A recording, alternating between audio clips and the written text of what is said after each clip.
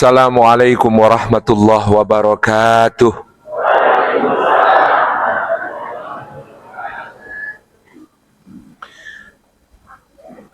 Alhamdulillahi haqqa hamdih. Alhamdulillahi hamdan katsiran tayyiban mubarakan fih. Nahmaduhu wa nasta'inuhu wa nastaghfiruhu wa nastahdihi wa natubu ilaih. Wa la na'budu illa iyyahu wa natawakkalu alaih. Allahumma fasalli wa sallim wa barik ala sayyidina wa habibina wa syafi'ina wa maulana Muhammadihi wa ala alihi wa ala ashabihi wa dhurriyyatihi wa man sara ala nahjihi wa sanna bi sunnatihi wa ihtada bi hadihi wa da'a bi da'watihi ila yaumi liqa'i rabbih, amma ba'du. Sadat al-fadhil hadrat al-mukarramin yang kita ta'zimi, para alim, para ulama, para masyayikh, para kiai, para asatid, para ustazat, guru-guru umat, segenap sesepuh, bini sepuh, tokoh masyarakat, pimpinan berbagai macam ormas dan lembaga, juga para kepala daerah, terutama kepala daerah tingkat 6 dan tingkat 7 alias ketua RW dan ketua RT. Juga takmir masjid kita beserta seluruh teman-teman panitia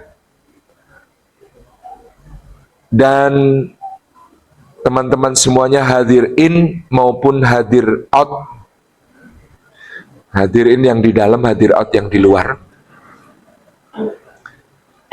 Muslimin, muslimat, mukminin, mukminat, salihin, salihat, rahimani wa rahimakumullah. Puji syukur kita aturkan kehadirat Allah Subhanahu wa ta'ala atas limpahan karunia-Nya kita dihimpun pada sore hari yang diberkahi Allah dengan hujan yang turun dari langit ini.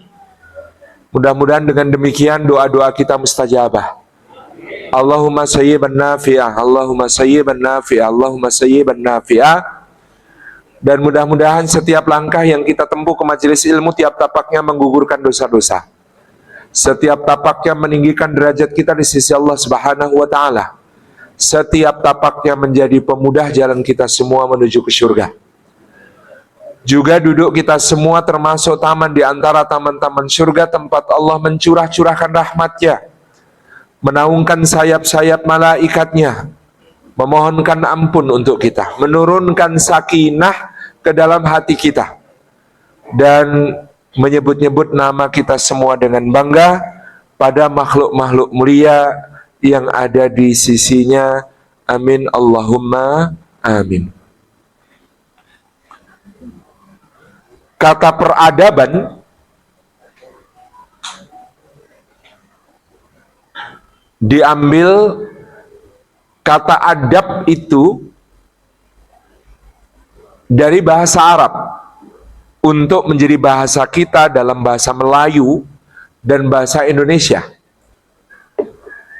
Adab sendiri memiliki makna yang luas, tetapi memiliki satu benang merah, yaitu ketertataan dan keindahan.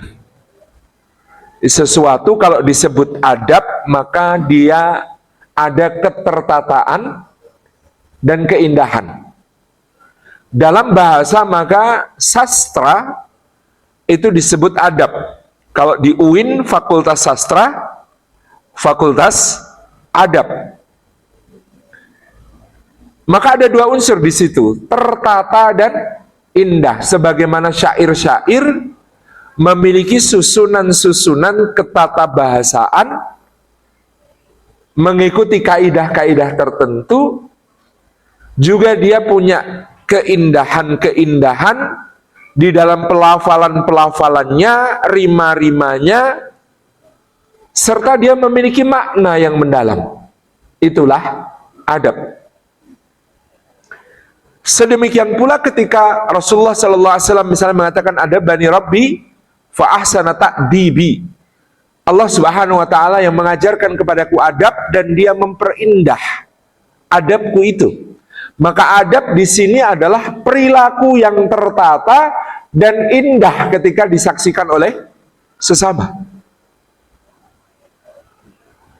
Maka ketika bangsa Melayu, bangsa Indonesia memilih kata peradaban untuk menyebut civilization, dia punya makna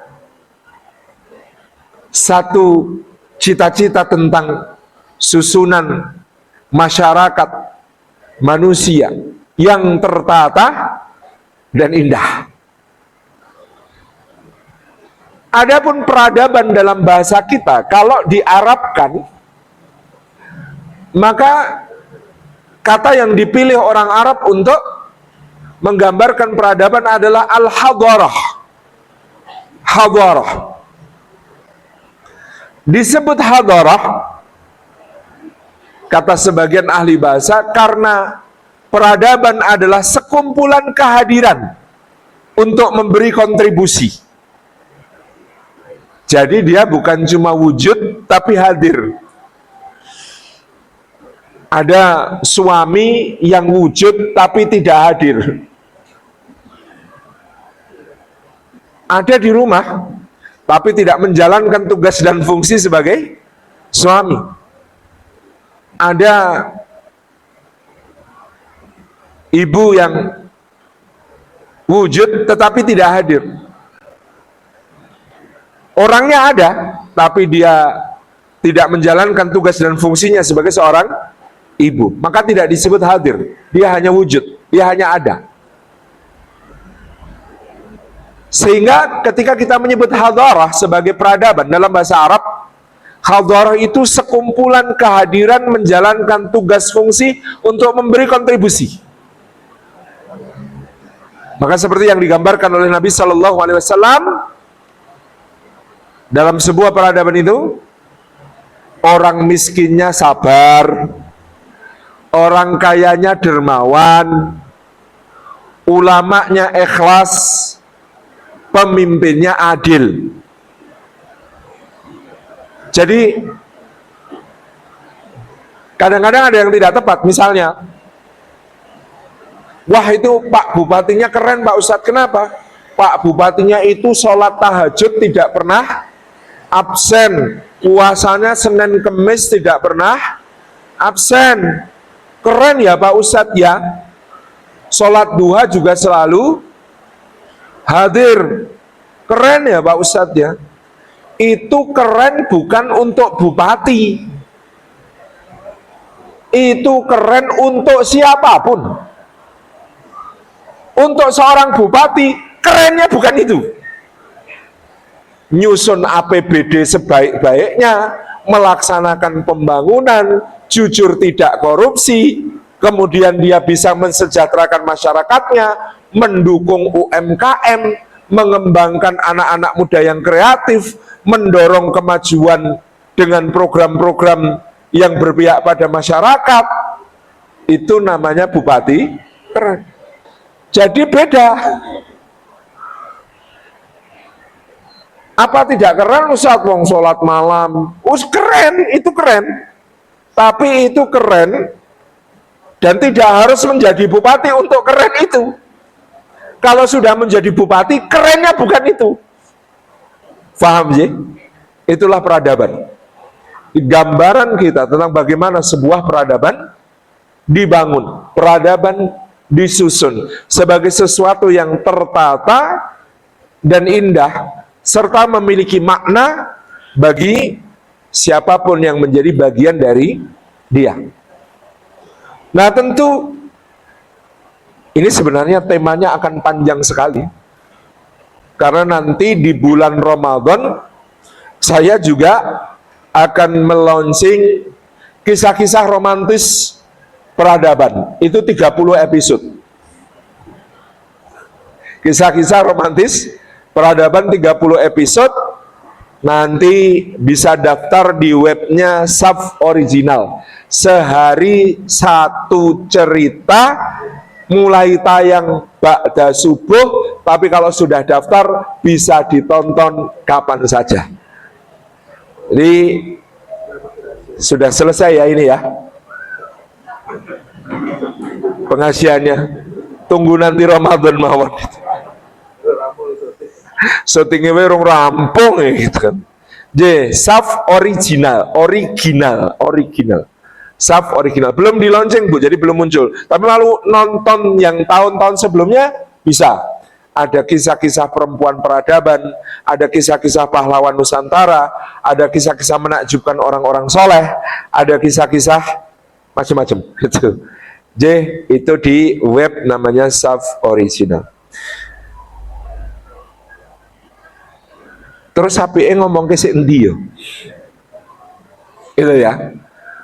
Tabarakar-Rahman. Mungkin kita memulai dari yang awal, bahwa peradaban manusia dimulai dengan Sayyidina Adam alaihi salam, dan di situ ada kisah yang sangat romantis.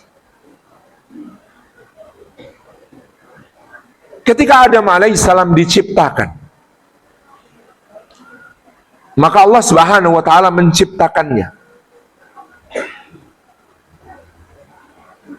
dari lumpur tanah yang dikeringkan seperti tembikar. Lalu Allah Subhanahu wa taala memuliakannya dengan meniupkan ruh ke dalam jasad ini, yang diciptakan dalam sebaik-baik bentuk, yang diciptakan dalam sesempurnanya proporsi. Laqad khalaqnal insana fi ahsani taqwim, diciptakan dalam bentuk yang seindah-indahnya. Panjenengan krasa mboten kalau Allah itu menciptakan kita manusia dalam bentuk makhluk yang paling indah, dan tidak ada makhluk yang lebih indah dari kita.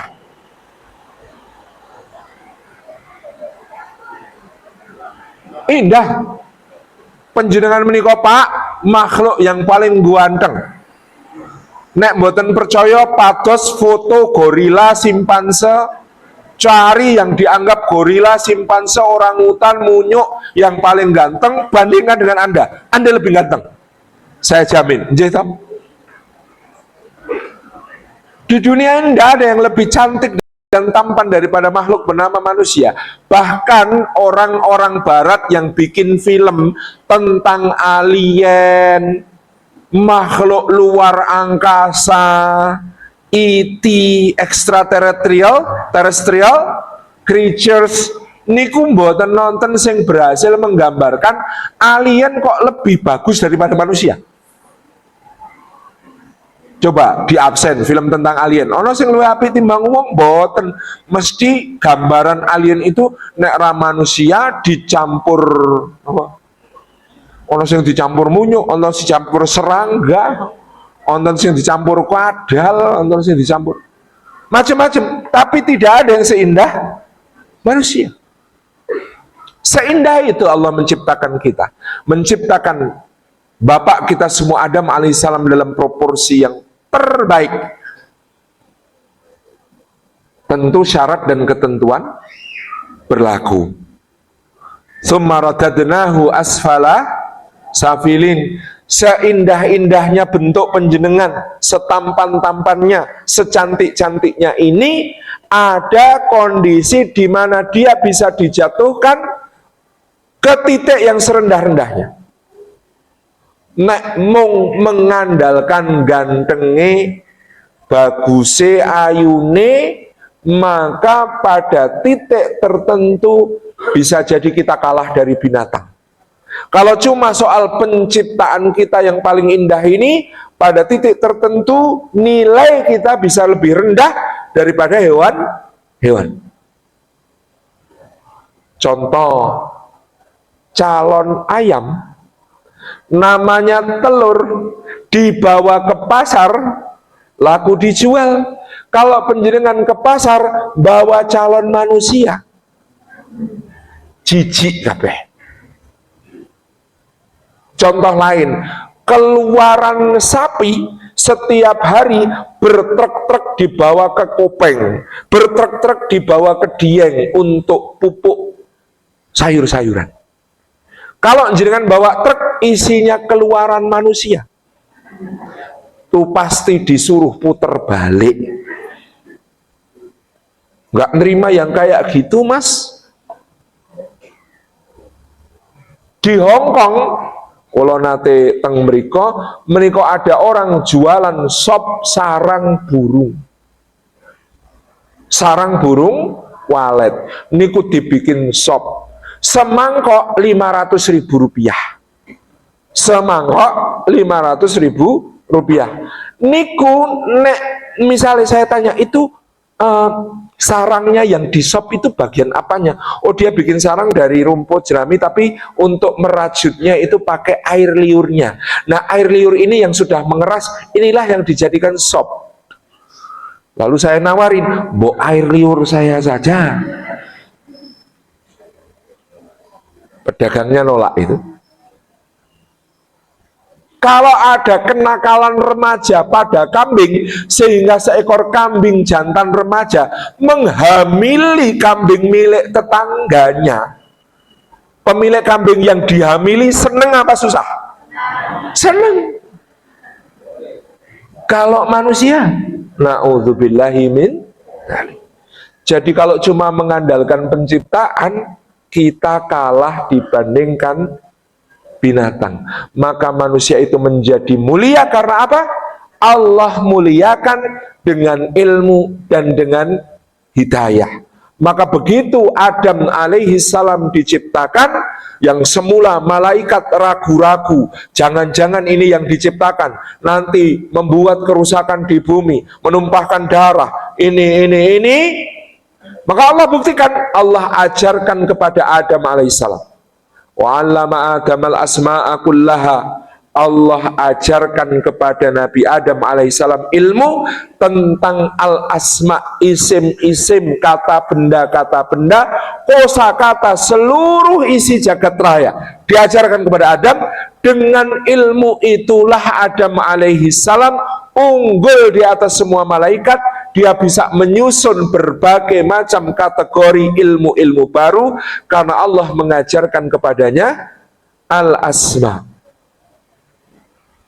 isim-isim, kata benda.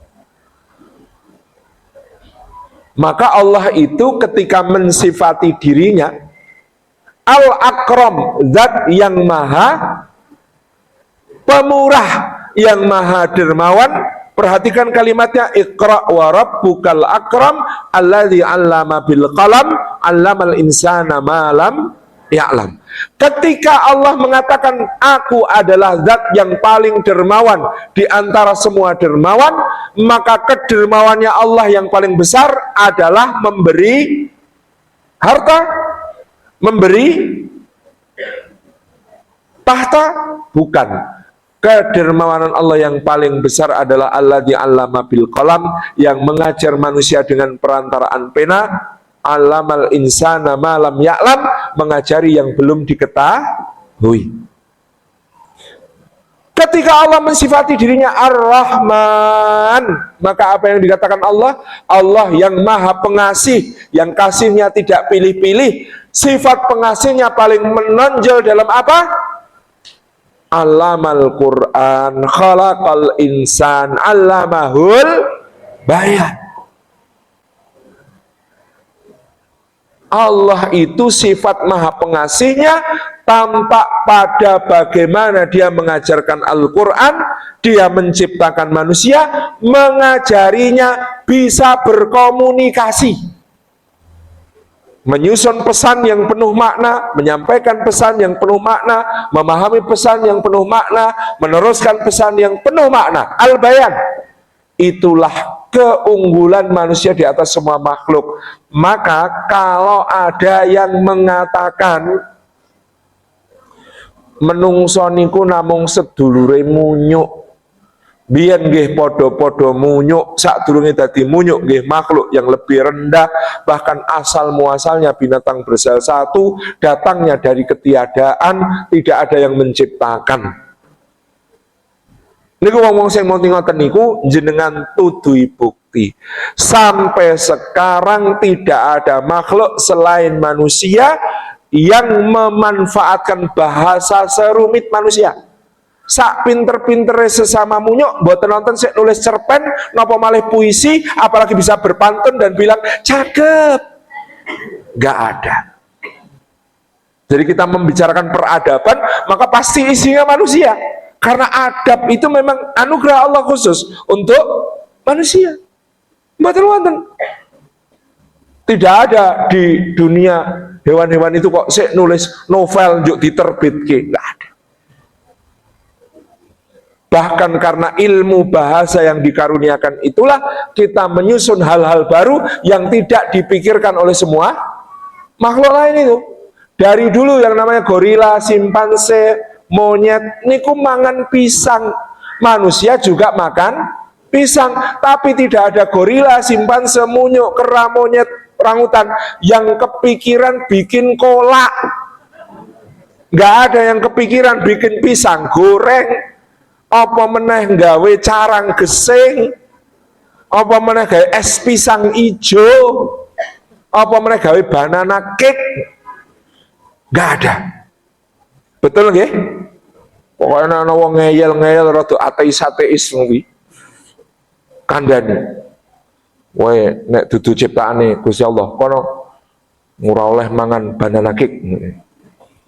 Karena itu ilmu yang Allah Subhanahu wa taala jadikan mungkin bagi kita karena Adam diajari oleh Allah semua ilmu tentang kosakata, tentang isim-isim. Betapa romantisnya. Inilah makhluk yang mulia, Adam alaihissalam, dicintai oleh Allah Subhanahu wa taala, diajarkan kepadanya ilmu, maka unggul. Meskipun setiap yang unggul, setiap yang keren, pasti ada yang dengki. Maka si dengki itu yang kemudian kita kenal namanya iblis. Si dengki itu yang dulu pernah bersujud di hadapan Allah 40.000 tahun, pernah rukuk di depan Allah 40.000 tahun, pernah berdiri mengagungkan Allah 40.000 tahun. Ya Allah, keren ya iblis ya. Kita nggak ada apa-apanya ibadahnya ya. Kulo niku lho Pak Ustadz sujud 4 menit migrain. Apa namanya rukuk vertigo Pak Ustadz. Lah ngono kok arep sombong. Maksudnya kadang-kadang orang itu iblis kok sombong, rodok wangun itu. 40.000 tahun sujud, 40.000 tahun rukuk, 40.000 tahun berdiri mengagungkan Allah. Rodok wangun sombong. Ini sujud 4 menit migrain kok sombong. Rukuk 4 menit vertigo kok sombong itu. Dia sombong, tapi tetap yang namanya sombong tidak ada pembenarannya, nggak bisa. Nggak mau sujud kepada Adam ketika diperintahkan oleh Allah. Maka Allah Subhanahu wa taala bertanya kepadanya, "Ma mana'aka an tasjuda li Adama id amartuk?" Kamu, kenapa kamu tidak mau sujud kepada Adam ketika aku perintahkan kamu? Kata iblis, "Ana khairum minhu." Aku lebih baik daripada dia. Khalaqtani min narin wa khalaqtahu min tin. Engkau ya Allah menciptakan aku dari api dan engkau menciptakan dia dari tanah. Orang itu kalau sombong kok cari alasan, maka alasannya akan konyol. Alasan untuk membenarkan kesombongan pasti konyol. Dia kira api lebih baik daripada tanah. Dia kira dengan dia diciptakan dari api, maka lebih baik daripada Adam yang diciptakan dari tanah. Siapa bilang api lebih baik daripada tanah? Wong api itu membakar, merusak, menghancurkan, baunya apek, panas. Iya kan? Dan lebih ngerinya api, dia hanya bisa nyala, bisa hidup kalau ada yang dibakar dan dihabisi. Ada yang dibakar dan dihancurkan. Itu api. Urip kok iso urip nek sambi menghancurkan yang lain. Jelek sekali hidup yang seperti itu. Itu api. Tanah, Masya Allah, tanah itu tunduk, lembut, dibawa, tawadhu, rendah hati, bisa dibentuk. Dan bahkan tanah itu subur, menumbuhkan. Kalau api menghancurkan yang lain, tanah justru memberi kehidupan kepada yang lain. Keren toh diciptakan dari tanah itu, keren.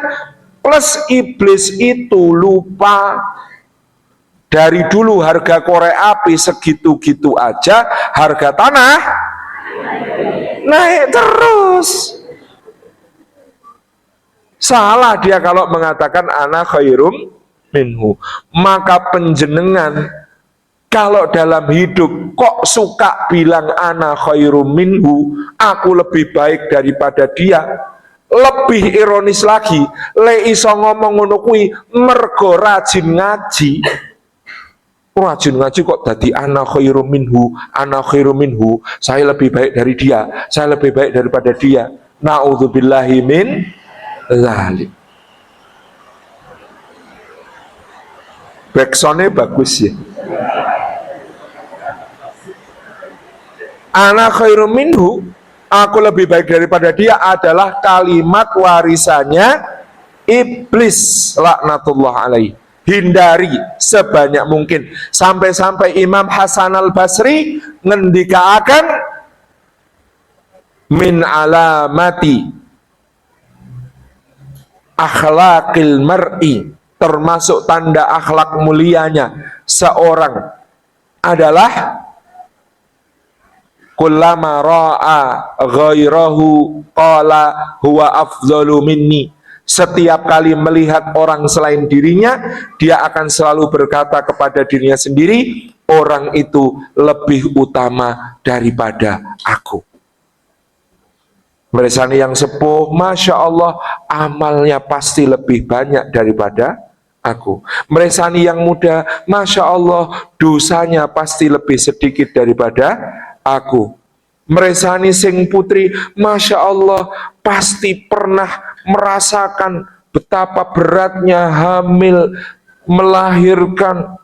Waktu hamil sampai muntah-muntah tiap hari, kakinya bengkak, konstipasi, susah buang air besar, sesak nafas, pendek-pendek nafasnya, mau miring pegel, melumah gedendol, mengkorep penyet, sampai kemudian tambah umur kehamilannya, sakit giginya kumat karena bayinya semakin butuh kalsium.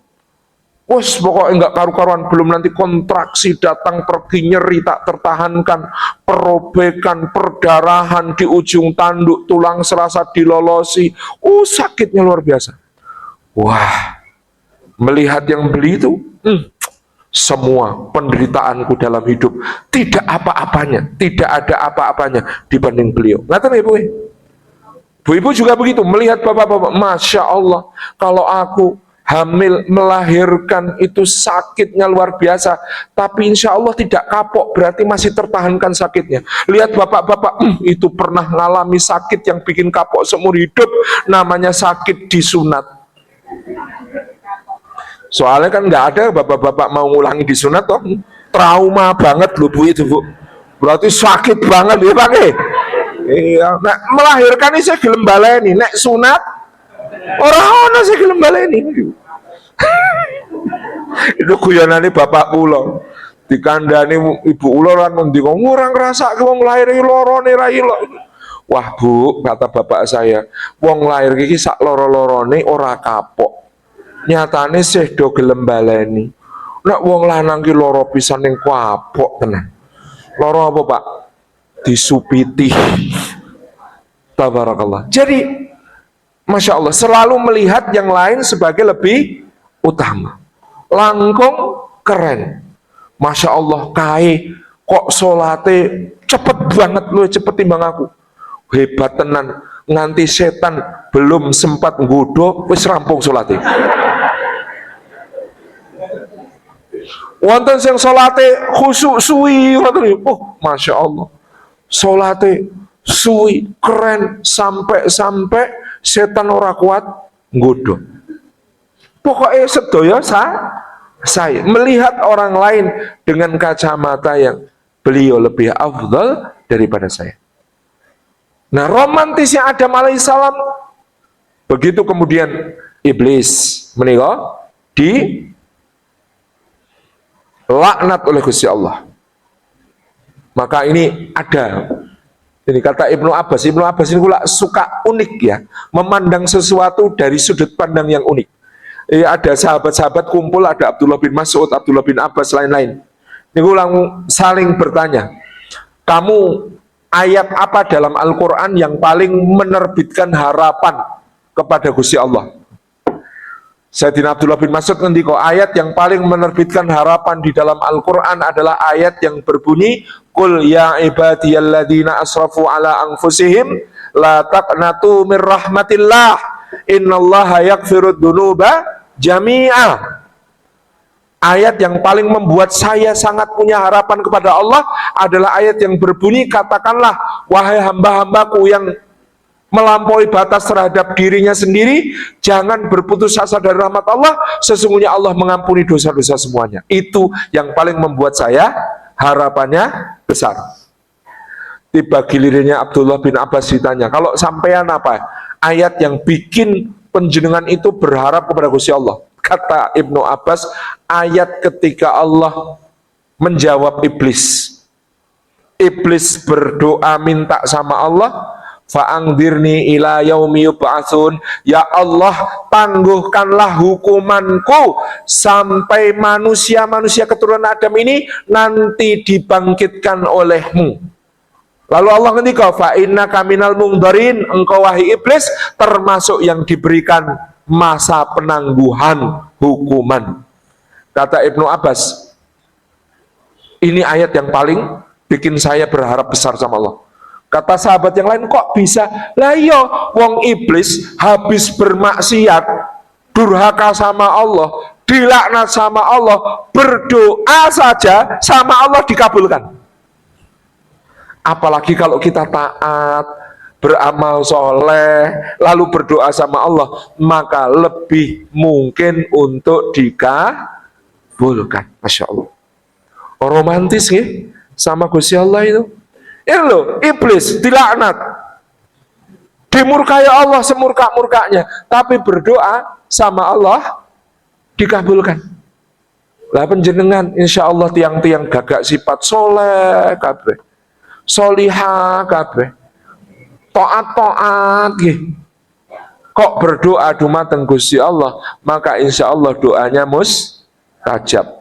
Jadi kalau istilahnya guru-guru kita, jangan senang dulu kalau dikasih, karena dikasih belum tentu disayang. Tapi kalau disayang biasanya dikasih. Kalaupun tidak dikasih pasti karena sayang. Gimana Bu? Ulangi, malah ngongkon Ustad. Jangan senang dulu kalau dikasih, karena dikasih belum tentu disayang. Contohnya sinten? Ini tadi, iblis dikasih tangguh, tapi tidak disayang. Fir'aun dikasih kekuasaan, tapi tidak disayang. Qarun dikasih kekayaan, tapi tidak disayang. Abu Lahab dikasih nasab keturunan mulia, tapi tidak disayang. Sebaliknya, tapi kalau disayang, biasanya dikasih. Contohnya, Adam, Idris, Nuh, Hud, Saleh, Ibrahim, Lut, Ismail, Ishak, Yakub, Yusuf, Ayub, Syuaib, Musa, Harun, Dzulkifli, Daud, Sulaiman, Ilyas, Ilyasa, Yunus, Zakaria, Yahya, Isa, sampai Muhammad alaihi wassalatu wassalam, semua disayang. Maka biasanya dikasih. Kalaupun tidak dikasih, pasti karena sayang. Contohnya Bu, putra jenengan, cucu jenengan umur 4 tahun minta korek api, minta solar, minta petasan, minta pisau cutter, minta silet, dikasih enggak Pak? Nah, kenapa kok enggak dikasih? Sayang. Sama, ada ibu-ibu menghadap seorang kiai, Gus, mbok tolong suami saya didoakan toh Gus, doakan biar kaya. Dari dulu kok melarat terus gak gablek duit, tolong ya Gus didoakan biar kaya. Lalu kiainya menjawab, sebentar Bu, sebelum saya doakan, saya tanya dulu, kira-kira suami penjenengan kalau didoakan lalu nanti jadi kaya, kalau sudah kaya, kira-kira seleranya masih jenengan apa ganti yang lain? Ibunya langsung, ralat Gus, nggak usah jadi didoakan kaya, didoakan cukup mawon. Nggih Bu, jenengan seneng cukup apa seneng banyak? Cukup banyak. Pak, seneng cukup apa seneng banyak? Seneng cukup. Saya sarankan seneng cukup, karena kalau punya sepatu banyak tapi tidak ada yang cukup, repot nama seneng. Repot, mula niku luwe HP duwe cukup. Insyaallah menika pemahaman kita tentang hal ini. Jadi Bapak Ibu yang dirahmati oleh Allah Subhanahu wa taala, bagaimana kemudian kita menjaga diri kita, jangan sampai ana khairum minhu. Sasampun menika Adam alaihissalam tinggal di dalam surganya Gusti Allah. Bayangkan Mas, nikmat senikmat-nikmatnya, seneng seseneng-senengnya, segala hal ada. Maka di dalam surga itu digambarkan ada mata air mengalirkan sungai-sungai. Sungai-sungai dari air yang sangat sejuk, kayak ada manis-manisnya. Mata air dari susu, mata air dari madu, mata air dari khamr yang murni. Di surga itu ada pohon-pohon yang buah-buahnya dekat. Semua keinginan, jangankan yang terucap, yang terbetik dalam hati langsung dipenuhi. Sampai ada yang tanya sama Ustadz Abdul Somad, Pak, nanti kalau di surga boleh merokok nggak ya? Boleh minta rokok nggak? Kata Ustadz Abdul Somad, lakum fiha ma tastahi anfusukum walakum fiha ma tad'un. Di dalam surga itu kamu akan mendapatkan apapun yang baru kamu inginkan dalam hati ataupun yang kamu minta kepada Allah. Jadi kalau minta rokok pasti dikasih. Mak, persoalannya kalau merokok itu perlu dinyalakan. Nyalakannya pakai api. Yang ada api itu di jenengan loh yang ngendika ya, bapak-bapak yang merokok. Jadi Masya Allah tabarakallah, itu ada menikmati semua keindahan itu. Menurut penjenengan bahagianya sempurna betul? Boten. Ada sesuatu yang terasa hilang pada diri Adam alaihissalam. Ada sesuatu yang terasa tidak sempurna, tidak lengkap. Padahal di antara kenikmatan surga itu semuanya. Maka Allah Maha mengetahui, sehingga ketika Adam alaihissalam tertidur, maka Allah mengambil bagian dari tulang rusuknya, diciptakan baginya pasangannya. Belum? Dengar belum?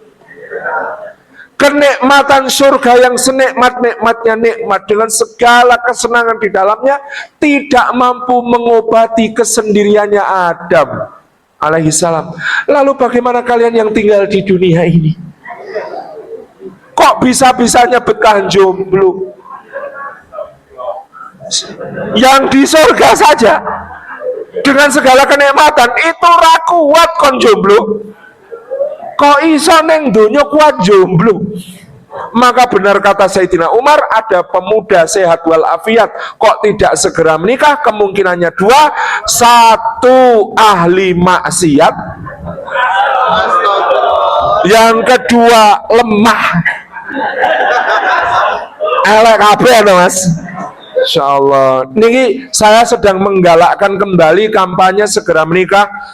Menikah yang berkualitas, sakinah mawaddah warahmah, duwe anak akeh.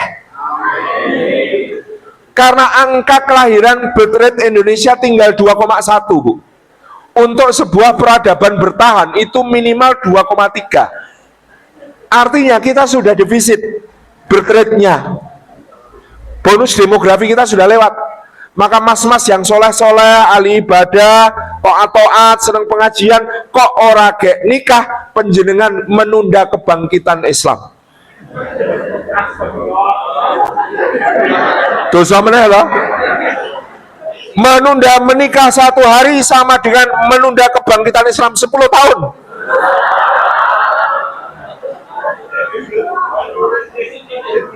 Wah, tapi kan saya ikut ulama-ulama yang bujang yang nggak sempat menikah. Beliau-beliau punya alasan, beliau-beliau punya uzur untuk belum menikah itu. Kok jenengan Arab melu?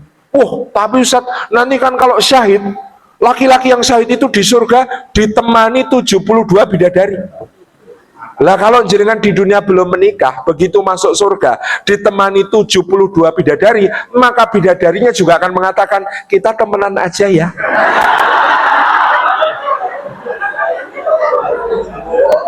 Friendzone. Wong jenengan dikasih bidadari karena tidak punya pengalaman di dunia juga bingung mau diapain kok. Coba bayangkan. Nah ini saya mau kampanye lagi, pokoknya ayo kawin. Nikah. Saya dulu itu nikahnya telat mas, terlambat sekali. Saya baru menikah ketika berusia 20 tahun lebih 6 bulan.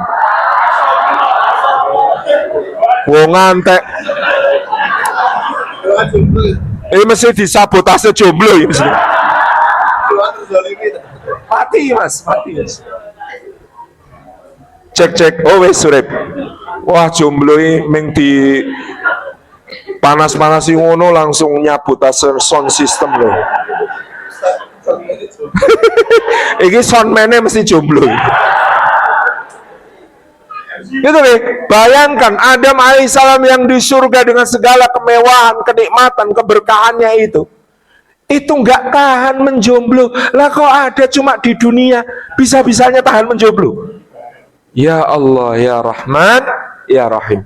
Jadi menikah Adam alaihissalam menyimpan gejolak dalam dadanya, sepi yang tak terobati, rindu yang tak dapat didefinisi, sehingga Allah Subhanahu wa taala kemudian menciptakan untuknya pasangannya.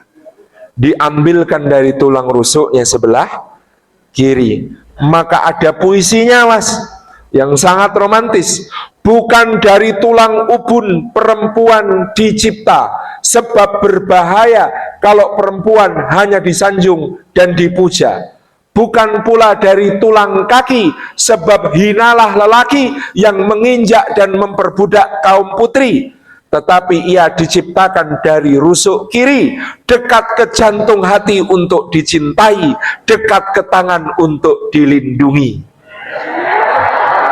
So sweet gitu. Makan bakso di rumah Bu Wiwit, so sweet. Ya mau ngono kuwi pantune. Karena kadang-kadang itu yang teman-teman dari Melayu, Ustaz Abdul Somad, Ustaz Lukmanul Hakim itu kalau berpantun keren-keren toh. Satu saat tak bales, buah kelapa jatuh ke kali, cakep, biur.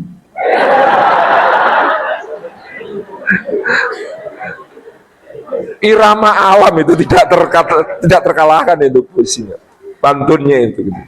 Jadi masya Allah diciptakan dari rusuk kiri. Maka Allah Subhanahu wa taala menjadikan mereka berpasangan di dalam surganya Allah. Maka akad pertama yang ada pada manusia adalah akad nikah antara Adam dan pasangannya Hawa. Jadi sebelum ada akad musyarakah, mudharabah, jual beli, utang piutang, al-ijarah al-muntahiyatu bitamlik, macam-macam akad-akad syariah. Sebelum semua akad itu, maka akad yang pertama-tama dikenalkan Allah kepada manusia adalah akad nikah. Maka syariat nikah itu turun ke bumi. Di bumi dia menjadi perjanjian yang berat, disebut mitsaqan ghalidha. Akad nikah itu antara seorang laki-laki dengan seorang laki-laki. Oke, ini beda Pak. Setahu saya akad nikah itu antara seorang laki-laki dengan seorang laki-laki Bu. Masih bingung? Urung tahu Pak. Akad nikah itu antara seorang laki-laki yang menjadi wali bagi mempelai perempuan dengan seorang mempelai laki-laki. Dua-duanya laki-laki. Nggih lah. Maka dia disebut sebagai mitsaqan ghalidha. Perjanjian yang berat di dalam Al-Quran menika disebut mitsaqon ghalidho, perjanjian berat niku namung 3. Satu, perjanjian Allah dengan para rasul ulul azmi untuk berdakwah tanpa patah, tanpa menyerah, terus berjuang tak kenal lelah. 2, perjanjian antara Allah dengan Bani Israel sampai Allah mengangkat gunung Tursina di atas kepala mereka. 3, perjanjian antara Allah perjanjian yang disebut ijab qabul, itu mitsaqon ghalidho. Maka begitu mitsaqon ghalidho itu terucap, mas-mas, jomblo-jomblo, perhatikan, ben gas poremblong, mulai sok ini lamar. Ini perjanjian dahsyat. Maka panjenengan kalau sampai mengambil perjanjian itu harus ingat, namanya memperjuangkan, namanya mengupayakan pernikahannya langgeng, sakinah, mawaddah, warahmah, itu harus selevel dengan kegigihannya Nabi Nuh berdakwah. Iya kan? Karena sama-sama mitsaqon ghalidho. Robbi ini da'utu qaumi laila wa nahara, ya Allah, aku itu menyeru mendakwai kaumku siang dan malam dengan segala cara. Kudatangi ketika sendiri-sendiri maupun dalam kumpulan, kudatangi sembunyi-sembunyi maupun terang-terangan, semuanya kuseru menghadap ke jalanmu ya Allah selama 950 tahun. Seperti itu seharusnya memperjuangkan pernikahan. Jomblo mau menikah nggak semangat, nggak berjuang kayak Nabi, no, kleru. Pokoknya tak klerok-klerok kayak jomblo, apokmu. Kemudian sedahsyat Nabi Ibrahim berjuang sampai disengiti bapak dewe, sampai dibakar sama kaumnya, sampai didebat dan diusir sama rajanya, sampai kemudian harus berhadapan dengan raja mata keranjang yang kemudian nyenengi istrinya, sampai harus meninggalkan istri dan anaknya di lembah tak bertanaman di dekat rumahnya yang mulia, sampai nanti anaknya gede, dadak kudu diberi ujian untuk menyembelih anaknya. Subhanallah. Harusnya segigih itu, berjuang segigih Nabi Musa menghadapi Fir'aun dan memimpin Bani Israel. Sampai-sampai kalau bapak-bapak, suami-suami nih, kalau bojone jenengan belum sekejam Fir'aun dan belum secerewet Bani Israel, rumah tangga Anda masih baik-baik saja. Saking luar biasa. Maka Allah Subhanahu wa taala menjadikan Adam dan Hawa sebagai bapak dan ibu bagi umat manusia yang membangun peradaban sampai hari ini. Masya Allah, tabarakallah. Mereka menikmati keindahan surga, tapi tidak lama karena si dengki iblis laknatullah alaih pada suatu hari membisikkan kepada mereka, manahakuma rabbukuma antilkuma syajarah ila antakuna malakain atau takuna minal khalidin. Wahai Adam dan Hawa, aku beri nasihat kepadamu. Nasihatku ini nasihat yang tulus karena aku kasihan sama kamu.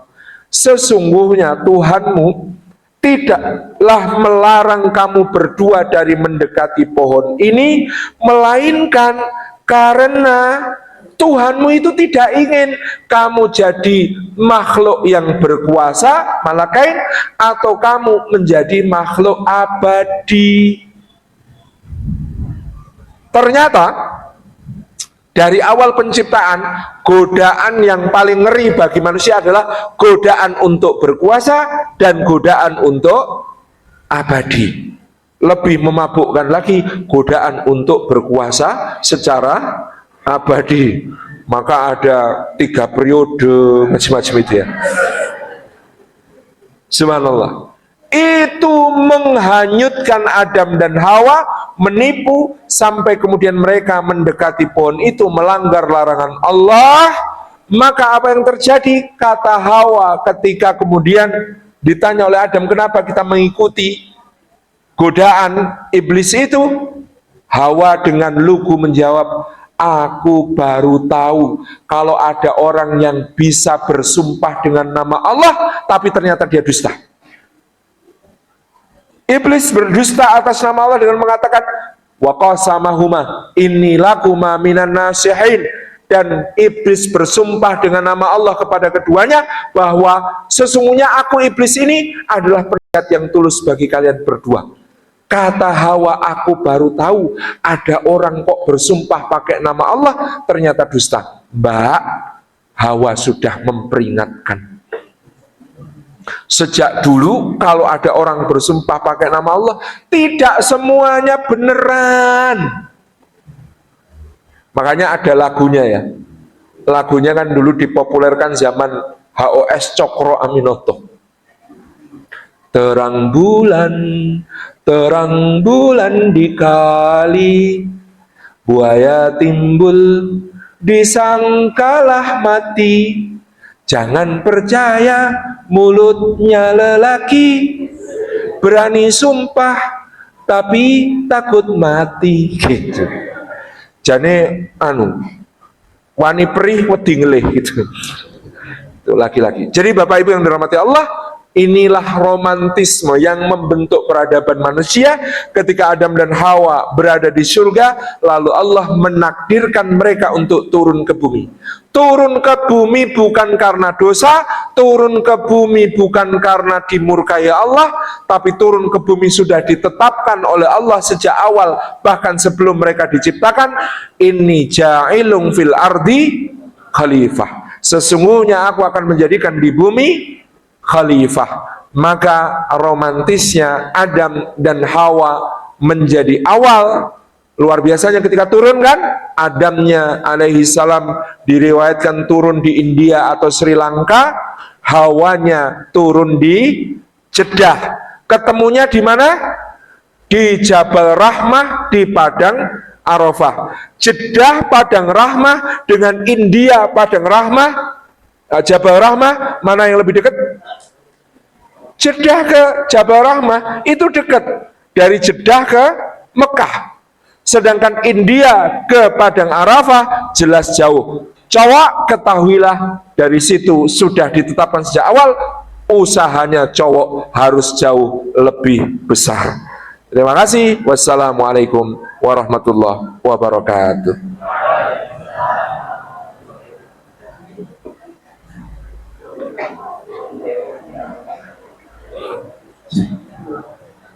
Masya Allah.